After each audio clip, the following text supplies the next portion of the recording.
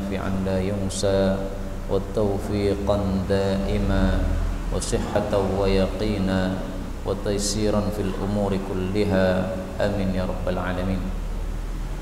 Alhamdulillah kaum muslimin rahimakumullah. Hari ini tanggal 16 Rabiul Awal 1443 kita lanjutkan pengajian kitab Umdatul Ahkam dan kita masih membahas tentang puasa. Kita lanjutkan hadis nomor 191. Faqala al-muallif rahimahullahu ta'ala wa nafa'ana bihi wa bi'ulumihi fid dharain amin. An Abdullah bin Abbas radhiyallahu anhuma qala jaa telah datang rajulun seorang laki-laki dewasa ila nabi kepada Nabi sallallahu alaihi wasallam. Faqala maka dia mengatakan, ya Rasulullah, wahai Rasulullah, inna ummi sesungguhnya ibuku matat telah mati, wa alaiha sementara atas tanggungan dia saumu syahrin puasa 1 bulan. Jadi dia punya utang puasa 1 bulan. Afa aqdihi bolehkah aku melunasi utang itu anha untuk ibuku? Qala Rasul menjawab, laukana kalau adalah ala ummiki atas tanggungan ibumu dainun hutang akunta ya apakah engkau itu berarti ummika ya laukana ala ummika dainun akunta apakah engkau itu qadiyahu akan melunasi utang itu anha dari ibumu? Qala dia menjawab na'am ya. Qala Nabi bersabda fadainullah maka hutang kepada Allah ahaqqu lebih berhak atau lebih wajib ayyuqda untuk dilunasi.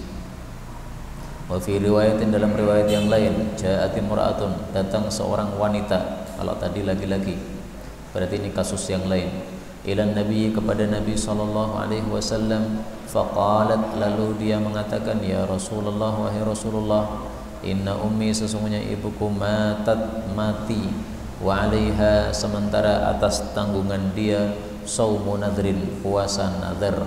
Afa sumu anha bolehkah saya puasa untuk ibuku? Qala Nabi menjawab, afara'aiti apa pendapat kamu, lau kana ala ummiki kalau ada atas ibumu dainun hutang, faqadaitihi lalu kamu melunasinya, akana apakah hal itu, akana dzalika apakah hal itu, yuaddi anha melunasi untuk ibumu, menyelesaikan hutang ibumu? Qala maka dia mengatakan, qalat dia mengatakan na'am ya. Qala Nabi bersabda fasumi kalau begitu puasalah an ummiki untuk ibumu. Kaum muslimin rahimani wa rahimakumullah, ini masalah tentang melunasi hutang puasa mayit yang kemarin sudah kita bahas, dan para ulama berselisih pendapat. Ringkasnya saja pendapat yang dipilih oleh guru-guru kami adalah kalau ada orang mati meninggalkan hutang puasa maka bisa dilunasi oleh ahli warisnya maupun orang-orang yang lain, bebas, tidak harus ahli warisnya.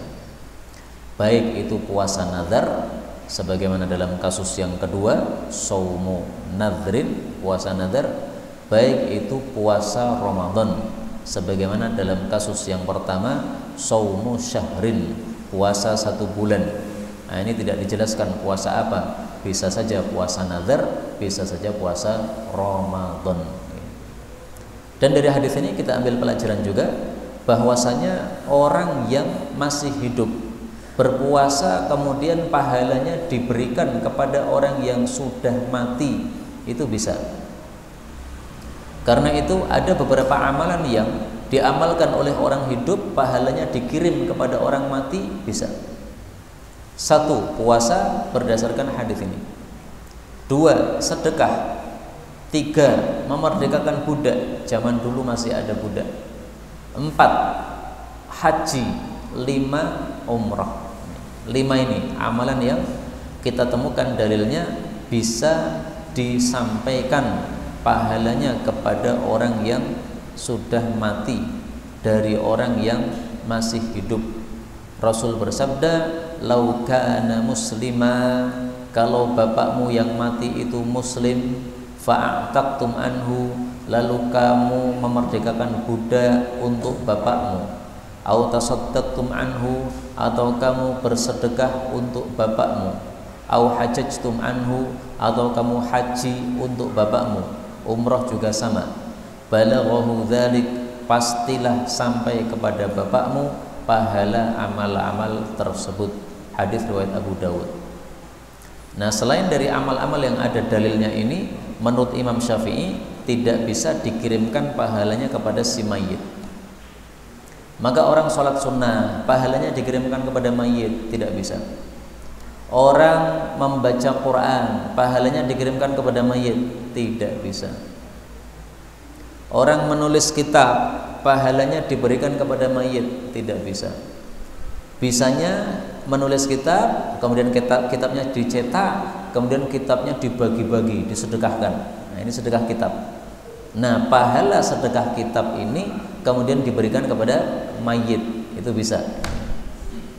Tapi memang ini masalah khilafiyah. Sebagian ulama mengatakan kalau haji, sedekah, umroh, puasa bisa sampai kepada si mayit, maka amal soleh yang lain semuanya sama. Ada pendapat juga seperti itu. Karena itu kalau ada orang yang suka-suka mengirimkan pahala kepada si mayit dari bacaan Qur'annya, ya silahkan aja. Tapi kalau saya tidak mau melakukan karena tidak ada dalilnya yang tegas, dan saya di sini mengikuti pendapat imam kita, Imam Syafi'i rahimahullahu taala. Baik, kita lanjutkan hadis 192. An Sahl bin Sa'd as-Sa'idi radhiyallahu anhu anna Rasulullah sallallahu alaihi wasallam qala, la yazalun nasu, tidak henti-hentinya manusia itu bi khairin, di dalam kebaikan, ma selama ajjalu, mereka menyegerakan al-fitra, buka puasa, wa akharu, dan mereka mengakhirkan as-suhura, makan sahur. Hadis ini menunjukkan fadilahnya menyegerakan buka puasa dan mengakhirkan sahur. Yang dimaksud menyegerakan buka puasa adalah begitu matahari sudah tenggelam maka kita langsung buka puasa. Jangan seperti orang-orang Syiah, mereka menunggu suasana gelap baru mereka buka puasa. Jadi adzan maghrib mereka belum buka puasa. Kenapa? Belum gelap. Nunggu kalau sudah gelap. Ya kira-kira habis maghrib seperti ini kan sudah gelap nih. Nah, maka habis maghrib mereka baru minum buka puasa. Ahlus sunnah tidak. Adzan maghrib langsung makan, langsung minum. Itulah sesuai sunnah Rasulullah sallallahu alaihi wasallam. Yang dimaksud mengakhirkan sahur itu adalah melakukan makan sahur menjelang subuh. Misalnya sekarang subuh jam 4, nah setengah 4 sahur, atau jam 3 sahur. Jangan seperti sebagian orang jam 1 sahur, jam 2 sahur. Ini tidak sesuai sunnah. Meskipun sah, karena sahur itu waktunya antara maghrib sampai dengan subuh. Nah, itu sah seseorang makan sahur pada waktu tersebut. Tetapi waktu yang paling bagus adalah akhoru, diakhirkan. Kira-kira antara selesai sahur dengan adzan subuh itu ada jeda 50 ayat membaca Quran, yaitu sekitar 10 menit.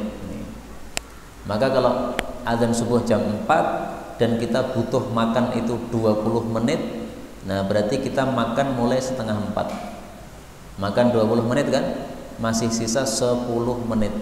Ini mengakhirkan sahur yang dilakukan oleh para sahabat-sahabat Nabi sallallahu alaihi wasallam. Jadi ya jangan terlalu mepet ya. 5 menit sebelum adzan subuh baru sahur, nah itu salah, terlalu mepet itu nggak akan selesai nanti. Apa yang dimaksud bi khairin? Manusia dalam kebaikan. Yang dimaksud manusia dalam kebaikan ini dijelaskan oleh hadis yang lain. Rasul sallallahu alaihi wasallam bersabda, la yazalud dinu zahiran, tidak henti-hentinya agama Islam ini akan menang, ma'ajjalan nasul fitrah, selama manusia yaitu umat Islam menyegerakan buka puasa, li'annal yahud wan nasara yuakhirun, karena Yahudi dan Nasrani mengakhirkan buka puasa. Hadis riwayat Abu Dawud, derajatnya hasan. Jadi dengan sebab kita mengakhirkan sahur dan menyegerakan buka puasa, agama Islam akan jadi menang. Loh, kok bisa? Apa kaitannya? Karena ahli kitab mereka kalau buka puasa itu mereka akhirkan, seperti orang-orang Syiah tadi, sudah malam baru mereka buka puasa. Nah, kita tidak menunggu malam, maksudnya tidak menunggu gelap, tapi menunggu apa? Tenggelam matahari. Kenapa kita menunggu tenggelam matahari? Selain karena hadis Nabi seperti itu, juga karena kalam Allah di dalam Al-Quran, surat Al-Baqarah ayat 187, "Tsumma atimmus shiyama ilal lail", sempurnakanlah puasa sampai malam. Jadi puasa itu batasannya dari subuh sampai malam, bukan sampai gelap. Nah, sekarang malam itu definisinya apa? Malam itu definisinya bukan gelap. Malam itu definisinya kalau matahari sudah tenggelam, itu namanya malam. Siang itu apa definisinya? Kalau matahari terbit itu siang, ya. Yaum, siang atau nahar. Tapi kalau matahari tenggelam maka itu lail.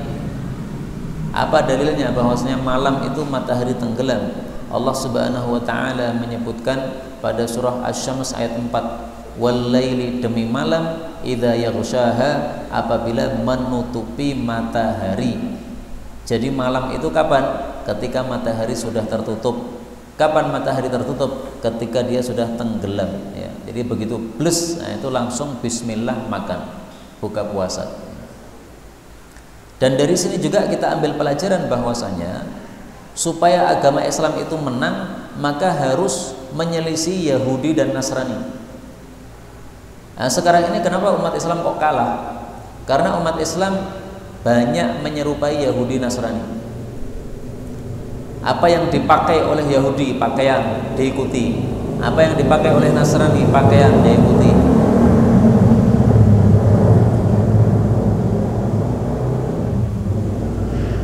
Mereka punya Valentine Day, umat Islam ikut-ikutan Valentinan. Nah, itu yang menyebabkan Islam kalah. Apa saja produk orang-orang kafir, adat-adat orang-orang kafir, itu jangan dilakukan oleh orang muslim. Begitu orang muslim melakukannya, maka Islam pasti akan kalah sebagaimana zaman sekarang ini. Nah, itulah yang dimaksud bi khairin, berada dalam kebaikan, yaitu agamanya akan menang, dimenangkan oleh Allah Subhanahu wa taala. Kita lanjutkan 193. Wa an Umar bin Al-Khattab radhiyallahu anhu qala Rasulullah sallallahu alaihi wasallam, "Idza apabila aqbala al-lailu, datang malam, min hahuna, dari arah sana, maksudnya arah timur, wa adbaron naharu, dan pergilah siang, min hahuna, dari arah sana, maksudnya dari arah barat, wa gharabatis syamsu, dan tenggelam matahari, faqad aftara, maka sungguh telah waktunya berbuka, as-shaim, orang yang berpuasa." Nah, inilah dalilnya ahlu sunnah bahwasanya buka puasa tidak menunggu gelap, tetapi menunggu apa? Tenggelam matahari. Wa gharabatis syamsu, kalau matahari sudah tenggelam. Nggak ada di sini kata-kata gelap, mana? Nggak ada. Apabila sudah gelap maka berbuka, nggak ada. Karena itu saya merasa heran, kenapa orang-orang Syiah itu kok mirip dengan Yahudi dan Nasrani dalam bab buka puasa. Apakah betul sejarah yang mengatakan bahwasanya Syiah itu pencetus pertamanya adalah tokoh Yahudi yang pura-pura masuk Islam, yang bernama Abdullah bin Sabah? Kalau memang betul bahwasanya pencetus pertama adalah Abdullah bin Sabah, tokoh Yahudi yang pura-pura masuk Islam itu, maka wajar kalau Yahudi Syiah ada kemiripan dengan Yahudi, buka puasa menunggu gelap. Tapi orang-orang Syiah kalau diceritai tentang Abdullah bin Saba, mereka membantah. Mereka mengatakan nggak ada tokoh namanya Abdullah bin Saba, itu cerita-cerita khayalan ahlus sunnah, kata mereka. Makanya saya nggak ngerti, benar nggak ada Abdullah bin Saba? Saya bukan ahli sejarah, tapi kalau sesuai dengan riwayat-riwayat yang saya baca, memang ada Abdullah bin Saba dan memang dia pencetus Syiah yang pertama kali. Dia orang Yahudi, pura-pura masuk Islam, jadi munafik, untuk memecah belah umat Islam. Nah, cara memecah belahnya gimana? Dia dirikan grup baru, namanya grup Syiah itu. Nah, itu munculnya Syiah seperti itu pertama kali. Karena itu hati-hatilah dengan Syiah. Jangan sampai kita berdekat-dekat dengan mereka sehingga kita akan terpengaruh oleh paham-paham sesat mereka. 194. Wa an Abdullah bin Umar radhiyallahu anhuma qala naha telah melarang Rasulullah sallallahu alaihi wasallam anil wisal, tentang puasa sambung. Qalu mereka mengatakan, ya Rasulullah, wahai Rasulullah, innaka tuwasil, sesungguhnya engkau juga puasa sambung. Qala, beliau mengatakan, ini sesungguhnya aku, lastu tidaklah aku, kahayyatikum seperti kondisi kalian. Ini ut'am, sesungguhnya aku diberi makan, wa usqa, dan diberi minum oleh Allah Subhanahu wa ta'ala. Hadis riwayat Abu Hurairah dan Aisyah dan Anas bin Malik radhiyallahu anhum juga. Hadis ini membicarakan tentang wisal. Wisal itu puasa sambung. Puasa sambung itu puasa 2 hari berturut-turut atau 3 hari dan seterusnya. Puasa seperti ini dilarang. Maksudnya gimana? Misalnya saya sahur hari Ahad, saya tidak makan apa-apa sampai nanti maghrib hari Senin. Berarti kan saya puasanya 2 hari sambung berturut-turut. Mestinya saya itu hari Ahad puasa, nanti maghribnya buka. Hari Senin puasa lagi, maghribnya buka. Mestinya begitu. Jangan sambung langsung. Berarti tidak makan berapa jam itu. Mulai dari sahur sampai sahur berikutnya, itu berarti kan sudah 24 jam okay? Tambah nanti sampai buka puasa. Nah, berarti 1,5 hari puasanya. Itu dilarang oleh Rasulullah sallallahu alaihi wasallam. Nah, para ulama berselisih pendapat.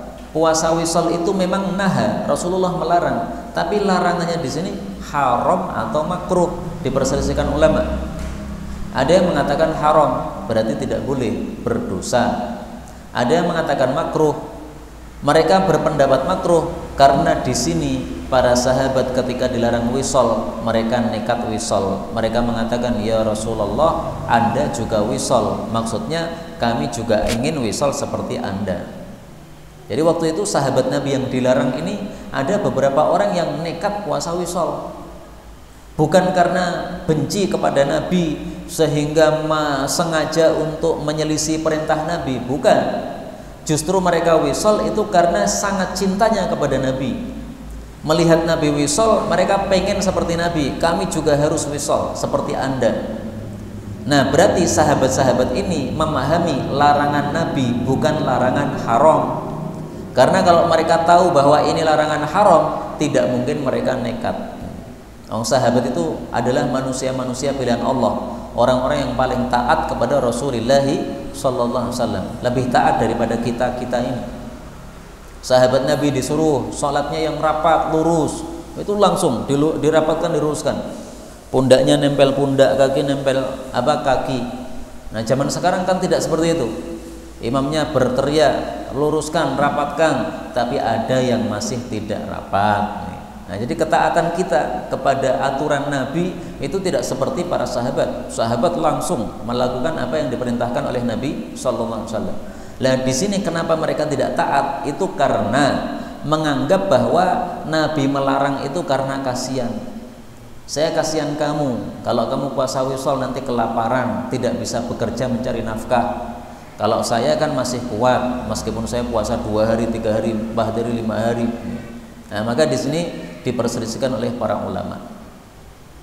Meskipun ini diperselisihkan oleh para ulama, saya katakan tidak usah kita melakukan wisol. Kenapa? Karena meskipun diperselisihkan itu antara haram atau makruh, sama-sama tidak bagus. Haram tidak bagus, makruh juga tidak bagus. Karena itu wisol yang diperbolehkan oleh Nabi hanya satu. Mari kita lihat bagaimana wisol yang diperbolehkan oleh Nabi. Nah, ini hadisnya bisa kita temukan insyaallah dalam kitab Bulughul Maram min Adillatil Ahkam.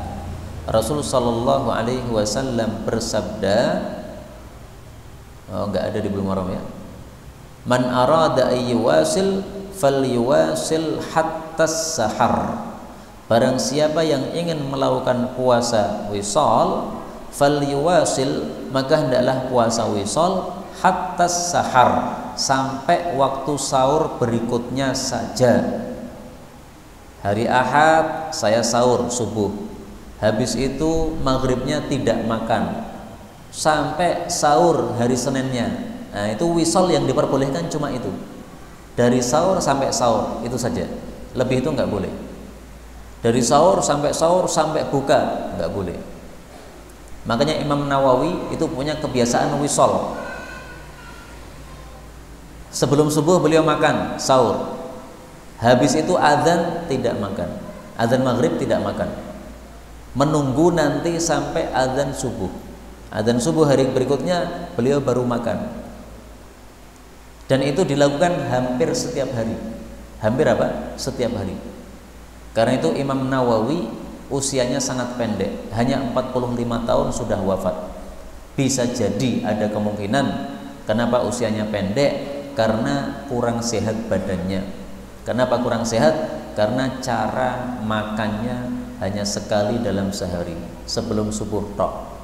Padahal pekerjaannya banyak, ngajar di mana-mana, menulis kitab. Orang nulis itu kan mikirnya keras. Orang keras ini kan lapar, cepat lapar.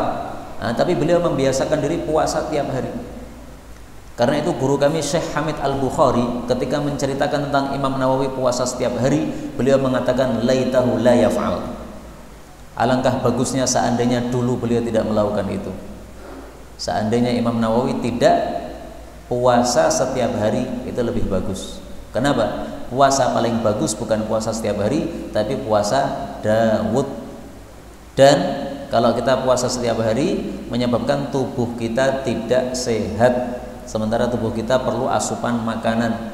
Nah, maka Imam Nawawi seandainya usianya tua, seandainya, saya tidak berandai-andai, maksudnya tidak mengharapkan, tapi andai kata usianya tua, mungkin saja ilmunya lebih banyak, kitabnya yang ditulis. Tapi sayangnya beliau hanya usia 45 tahun. Tapi meskipun usia beliau 45 tahun, diberkahi oleh Allah, kitab-kitab karya beliau sampai hari ini masih diajarkan. Salah satunya kitab Riyadhus Shalihin. Saya lihat kitabnya di mimbar, masih dipelajari di Indonesia. Baik, kembali ke sini. Rasulullah setelah diberitahu oleh para sahabat, Anda juga wisol, kami kami ingin seperti Anda. Maka Nabi mengatakan, saya tidak seperti kamu. Saya ini diberi makan, diberi minum oleh Allah. Maksudnya apa ini? Diberi makan, diberi minum oleh Allah. Dijelaskan dalam hadis yang lain. Inni abitu, sesungguhnya aku bermalam, li mutaimun yutaimuni.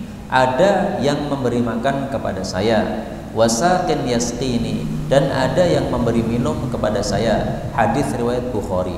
Maksudnya Rasulullah Shallallahu Alaihi Wasallam kalau sudah masuk pada malam hari bermalam, maka itu nanti pagi harinya sudah kenyang, seolah-olah sudah makan, sudah minum.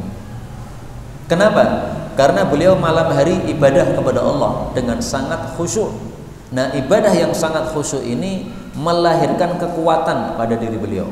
Kekuatan ini seolah-olah seperti sudah makan, sudah minum. Demikian dijelaskan oleh para ulama. Jadi bukan berarti betul-betul malam hari Nabi makan, Nabi minum. Kalau makan minum ya batal puasanya.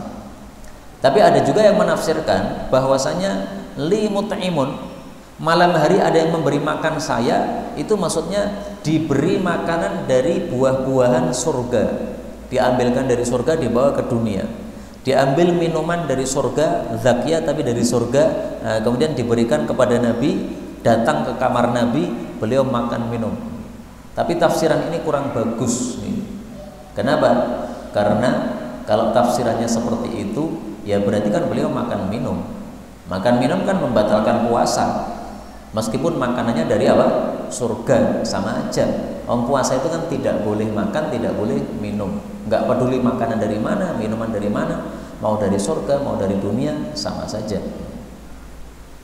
Wallahu a'lam bissawab. Kita lanjutkan hadis 195. Wali Muslimin, diriwayatkan oleh Imam Muslim an Abi Sa'id al-Khudri radhiyallahu anhu. Fa ayyukum, maka siapapun di antara kalian arada ingin ayyuwasil, untuk puasa wisol, puasa sambung, falyuwasil, hendaklah puasa sambung, ila sahar, sampai waktu sahur. Oh, ini hadis yang saya cari tadi ya. Ternyata ada di sini malahan. Kaum muslimin rahimani wa rahimakumullah, karena adanya perselisihan para ulama tentang puasa wisol, maka jangan heran kalau beberapa ulama ada yang melakukan puasa wisol. Salah satunya adalah Abdullah bin Zubair. Beliau biasanya puasa wisol sampai 15 hari. Jadi kalau puasa Ramadan itu sahurnya tanggal 1.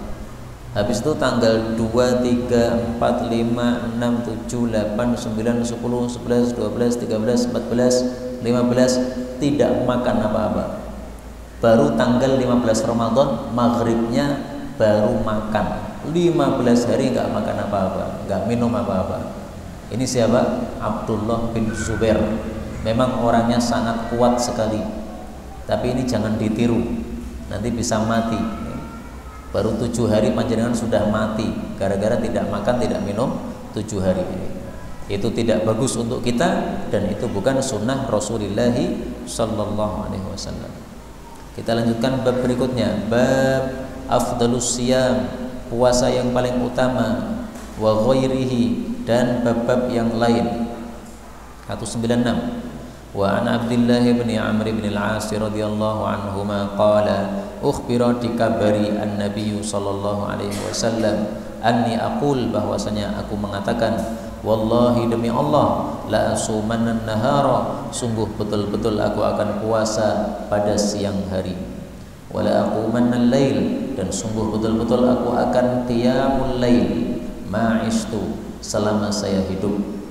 Faqala an-nabiy sallallahu alaihi wasallam, maka Nabi bersabda, antal ladzi qulta dzalik, apakah kamu orang yang mengucapkan hal itu? Faqultu lahu, maka saya katakan kepada Nabi, qad qultuhu, aku sudah mengucapkannya, bi abi anta wa ummi. Ini hanya kalimat tambahan ya, enggak usah diartikan. Ya Rasulullah, wahai Rasulullah. Qala, beliau mengatakan, fa innaka, maka sesungguhnya engkau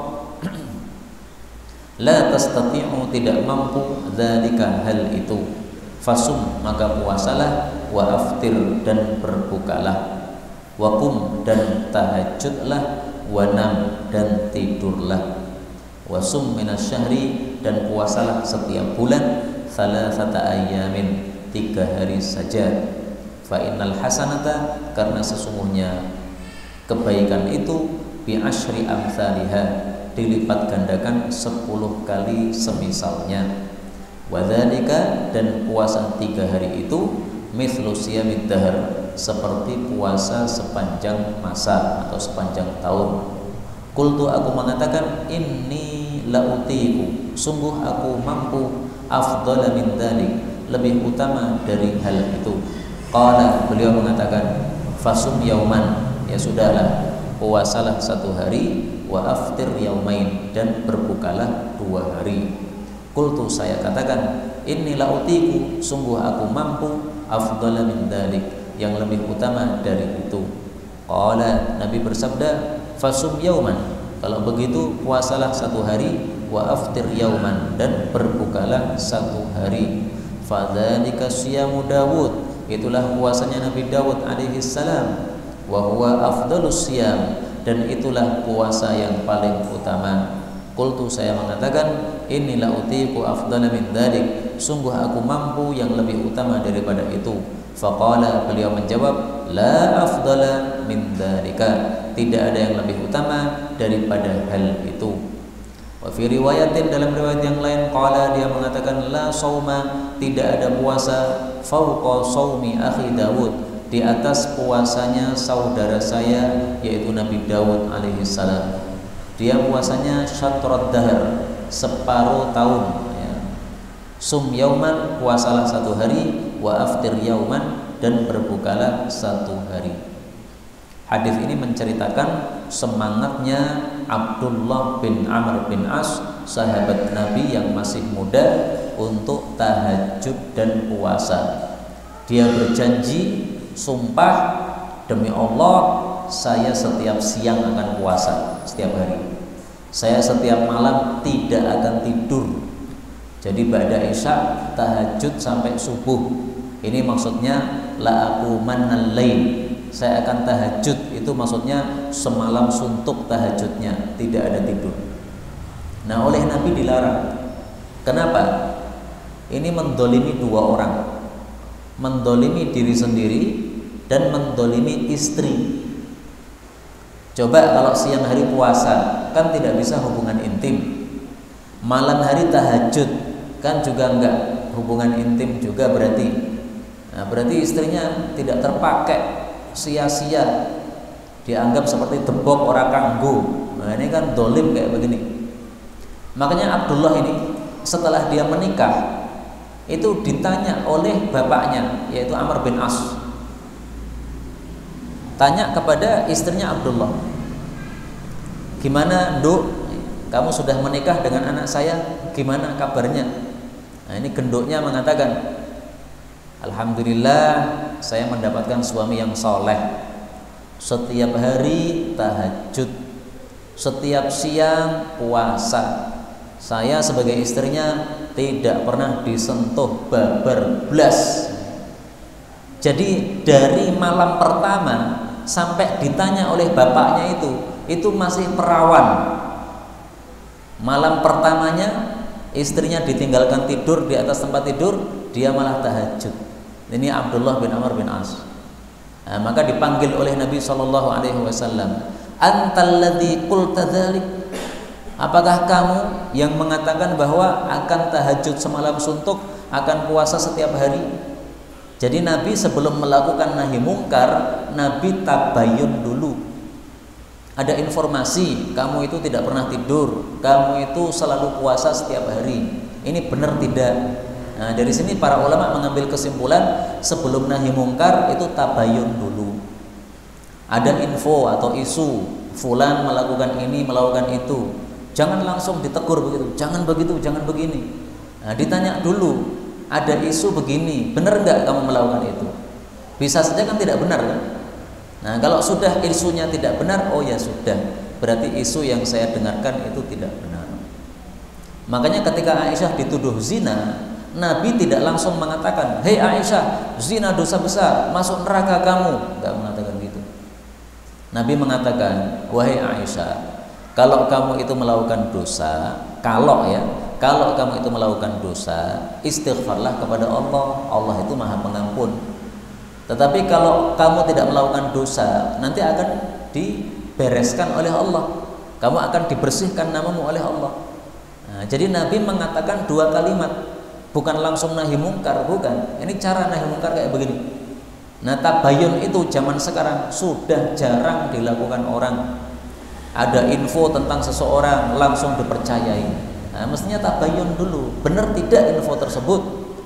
Jangan-jangan info itu dimunculkan oleh musuh-musuh Islam, tujuannya supaya umat Islam pecah, sehingga kiai ini diisukan begini, Habib ini diisukan begini, ya Habib Rizik diisukan katanya chattingan mesum sama seorang wanita. Nah, itu supaya umat meninggalkan beliau. Nah, itu kan dari musuh-musuh Islam kayak gitu. Nah, maka dalam Islamnya ada syariat tabayun. Tabayun, jangan langsung dipercaya. Berita-berita itu genah, banyak sekali yang tidak genah. Nah, kembali ke sini. Kemudian setelah dia mengakui, betul saya melakukan itu ya Rasulullah, maka ditegur oleh Nabi, baru dinahi mungkar. Ya, beliau katakan, kamu tidak bisa. Maksudnya tidak bisa itu tidak bisa istiqomah. Sekarang kamu bisa karena kamu masih muda.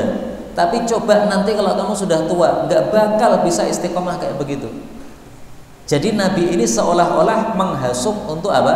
Beramal itu yang istiqomah. Kamu kalau mau beramal, dipikir dulu kira-kira yang bagaimana yang bisa istiqomah. Jangan beramal terlalu dahsyat tapi hanya sepekan, habis itu nggak beramal lagi, nggak ada gunanya begitu. Pahalanya sedikit kayak begitu itu. Nah, maka akhirnya oleh Nabi diberi usul, kalau kamu malam hari itu, kalau kamu mau puasa itu, puasalah dan berbukalah. Maksudnya 30 hari ini ada puasanya, ada berbukanya. Jangan 30 hari sebulan ini puasa terus, tidak boleh. Wakum wanam, bangunlah dan tidurlah. Maksudnya dalam satu malam ini ada tidurnya, ada tahajudnya. Jadi yang ideal itu dalam setiap bulan ada hari yang apa? Kita puasa. Meskipun hanya 1 hari, itu yang ideal. Tapi tidak wajib. Seandainya tidak puasa sunnah ya nggak apa-apa. Malam hari yang ideal itu ada tidurnya, ada tahajudnya. Kalau kita malam hari tidur tok, tidak tahajud blas, 2 rakaat pun tidak, ini tercela seperti ini. Ini kata Imam Ahmad, malam yutir fahuwa rajulusu. Yang tidak tahajud itu namanya orang jelek kayak begitu. Yang tidak tahajud itu apa? Orang jelek, kata Imam Ahmad. Ini kita tidak usah melihat orang lain ya, melihat diri kita sendiri. Kalau saya tidak tahajud berarti saya orang jelek. Tidak usah, oh berarti tonggo gue wong elek, era tahajud kayak konco gue elek karena tidak tahajud ya. Enggak usah nunjuk orang, nunjuk diri sendiri aja. Kalau kita tidak tahajud berarti kita apa? Orang jelek menurut teorinya Imam Ahmad. Dan teori itu sesuai sabda Nabi di sini, kum wanam. Malam hari itu ada tidurnya, ada tahajudnya. Kemudian Nabi mengusulkan puasa cukup 3 hari dalam sebulan. Kenapa? 2 alasan. Alasan pertama, 1 amalan dilipat gandakan 10 kali. Kalau puasa 3 hari berarti sama dengan puasa 30 hari. Berarti kalau puasa 3 hari setiap bulan sama dengan puasa sepanjang tahun. Alasan yang kedua, puasa 3 hari itu fadilahnya sangat-sangat besar sehingga Rasulullah memerintahkannya. Rasulullah bersabda dalam hadis yang lain, ala ukhbirukum bima yudhibu wa haras sadr. Maukah saya kabari kalian sesuatu yang bisa melenyapkan penyakit dalam hati? Saumu thalathati ayyamin min kulli syahrin. Puasa 3 hari setiap bulan. Hadis riwayat Nasa'i sahih. Jadi penyakit-penyakit hati yang berupa iri, berupa dengki, berupa kebencian sama muslim dan sebagainya itu lenyap dengan puasa 3 hari. Inilah sebabnya Rasulullah menghasung puasa 3 hari. Dan terakhir di sini Rasulullah mengatakan tidak ada yang lebih utama daripada puasa Nabi Daud. Jadi puasa Nabi Daud puasa yang paling utama. Maka seandainya ada 2 orang, A sama B. A puasa sunnah setiap hari, B puasanya seperti Nabi Daud, sehari puasa sehari tidak. Mana yang lebih utama? Yang lebih utama yang puasa Nabi Daud. Yang puasa setiap hari pahalanya kalah dengan yang puasa seperti Nabi Daud. Loh kok bisa begitu? Ini puasa setiap hari kok mestinya pahalanya lebih besar. Enggak begitu. Kenapa? Orang yang puasa setiap hari itu perasaan laparnya itu sudah hilang. Kenapa? Sudah jadi adat. Sudah kebiasaan.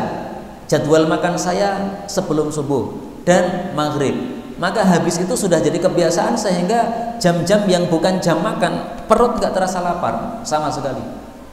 Tapi kalau orang yang puasa seperti puasa Nabi Daud, dia puasa sehari, habis itu normal lagi makan 3 kali, maka kondisi tubuh normal lagi. Besok lagi puasa berat lagi.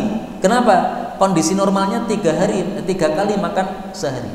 Jadi di sini contoh orang beramal lebih banyak tapi pahalanya lebih sedikit. Puasa setiap hari pahalanya lebih sedikit daripada puasa sehari dan tidak puasa sehari. Inilah yang dapat kita pelajari pada malam hari ini. Benarnya dari Allah Ta'ala. Kalau ada salahnya fa astaghfirullahaladzim li wa lakum walhamdulillahi rabbil alamin.